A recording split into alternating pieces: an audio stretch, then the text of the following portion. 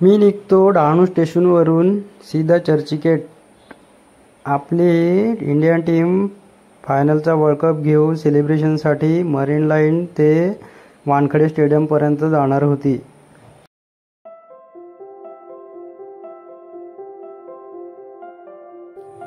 आम्ही पोचतो डायरेक्ट विरारला. विरारवरून मग सीधी चर्चगेट ट्रेन पकडायची होती.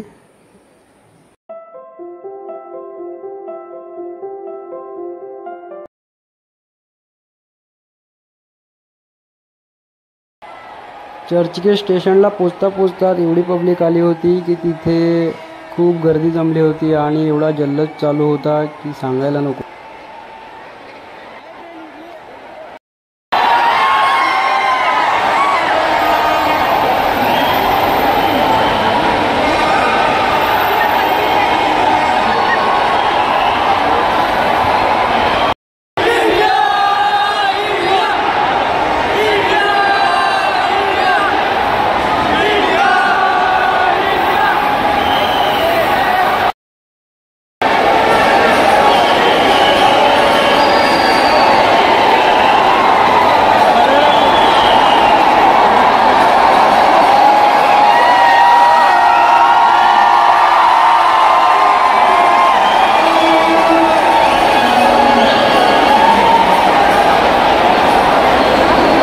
की पब्लिक येत होती की ट्रेन भरून तिकडे खाली होत होत्या.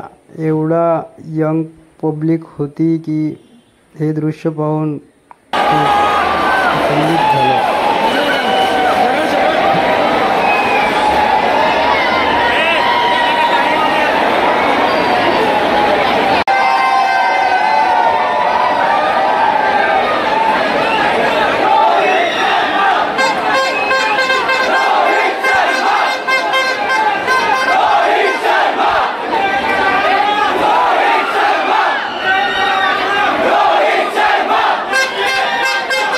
स्टेशनच्या बाहेर निघाल्यावर इतकी पब्लिक समोर होती की सांगू नका. खूप पब्लिक रोडवरती होती आणि पूर्ण ट्रॅफिक जाम करून ठेवली होती पब्लिकने. आणि ते मरीन ड्राईव्हला सर्वजण चालत होते.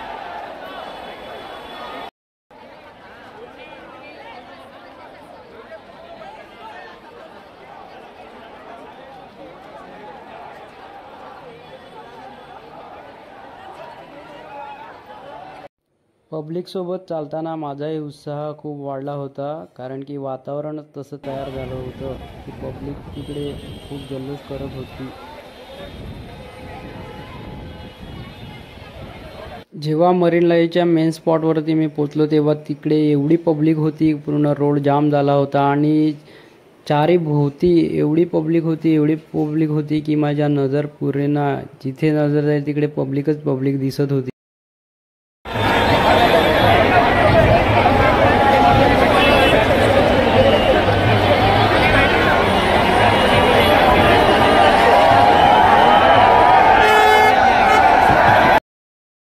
दुपारी 3 वाजल्यापासून सर्व लोक तिकडे येत होती. खास करून ह्याच्यामध्ये यंग पब्लिकेशन खूप मोठ्या प्रमाणात होती. ते जे अति उत्साहामध्ये होती. इतकी पब्लिक की सांगूच नका.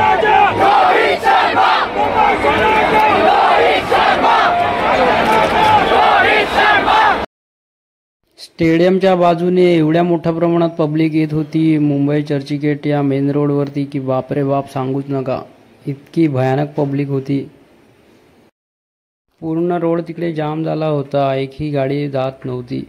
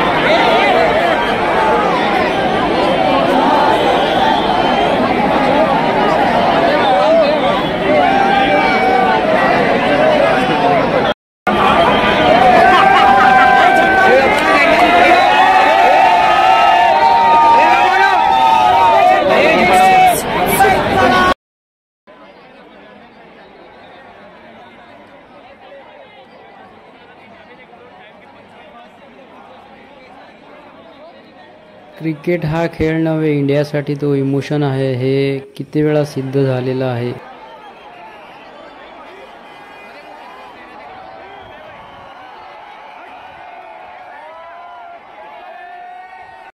जसा जसा टाइम जात होता तशी तशी पब्लिक आणखी खूप येत होती आणि तिकडे उत्साह अजून वाढत होता.